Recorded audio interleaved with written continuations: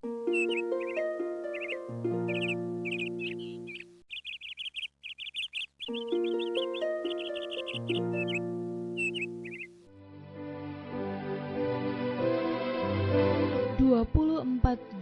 2020. Anda sedang mengikuti Renungan Pagi Pulang ke Rumah oleh Ellen G. White, di mana setiap pagi sepanjang 1 tahun mengajak Anda untuk mempersiapkan diri yang terbaik akan saat kedatangan Tuhan Yesus yang kedua kali sudah dekat, di mana perselisihan, sakit penyakit, penderitaan, kesedihan, dan air mata akan berakhir. Berbahagialah hamba-hamba yang ketika Tuhan mereka datang akan ditemukan berjaga-jaga.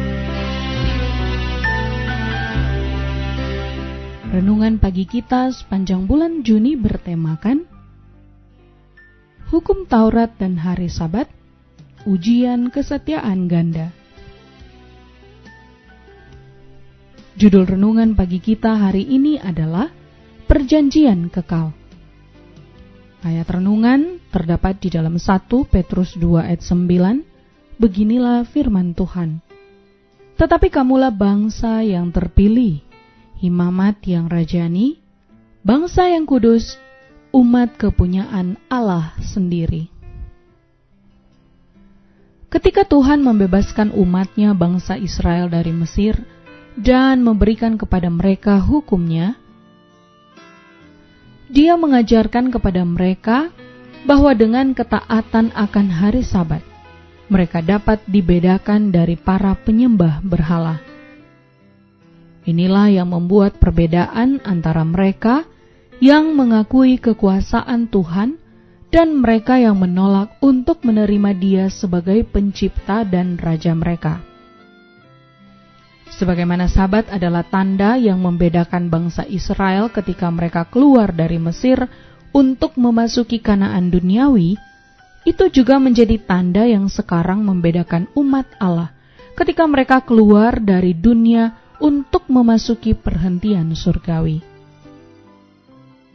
Sabat adalah tanda hubungan yang ada antara Allah dan umatnya, tanda bahwa mereka menghormati hukumnya.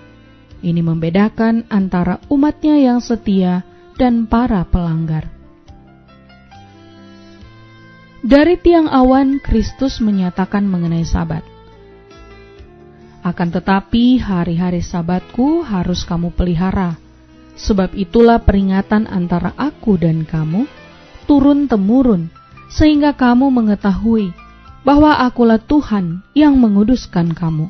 Keluaran 31 ayat 13. Hari Sabat yang diberikan kepada dunia sebagai tanda Allah sebagai pencipta juga merupakan tanda Dia sebagai pengudus. Kekuatan yang menciptakan segala sesuatu adalah kekuatan yang menciptakan kembali jiwa dalam rupanya sendiri.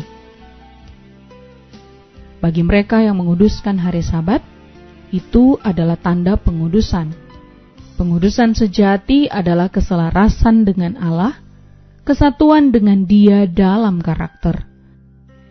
Itu diterima melalui ketaatan kepada prinsip-prinsip yang merupakan transkrip dari karakternya, dan Sabat adalah tanda ketaatan. Mereka yang dari hati mematuhi perintah keempat akan mematuhi seluruh hukum. Mereka dikuduskan melalui ketaatan. Bagi kita sama seperti bagi bangsa Israel, Sabat diberikan untuk perjanjian kekal. Kepada mereka yang menghormati harinya yang kudus, Sabat adalah tanda bahwa Allah mengakui mereka sebagai umat pilihannya. Ini adalah janji bahwa Dia akan menggenapi perjanjiannya kepada mereka. Semua yang menerima tanda pemerintahan Allah menempatkan diri mereka di bawah perjanjian ilahi yang kekal.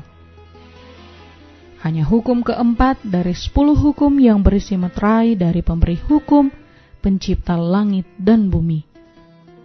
Mereka yang mematuhi perintah ini mengambil ke atas diri mereka namanya dan semua berkat yang dimilikinya adalah milik mereka.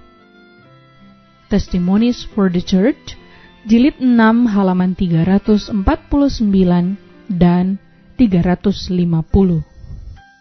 Marilah saudaraku, kita tutup renungan pada pagi hari ini dengan berdoa. Bapa yang penuh kasih, kami sungguh berterima kasih karena Engkau telah menjaga dan memelihara kami dalam semua istirahat kami dan segala aktivitas kami, dan kami menyerahkan seluruh aktivitas kami hari ini di dalam lindungan-Mu. Engkau telah memberikan kepada umat manusia hari Sabat untuk dipelihara. Sabat adalah tanda yang membedakan bangsa Israel ketika keluar dari Mesir untuk memasuki Kanaan duniawi. Itu juga menjadi tanda bagi kami sekarang ini untuk membedakan umat Allah ketika mereka keluar dari dunia ini untuk memasuki perhentian surgawi. Dan untuk itulah Tuhan, kami memohon kepadamu pertolongan-Mu agar Engkau boleh menyanggupkan kami menjadi umat-umat Tuhan yang setia, agar menjadi umat-umat Tuhan yang berbahagia, karena janji-Mu semua berkat yang dimiliki Tuhan adalah milik kami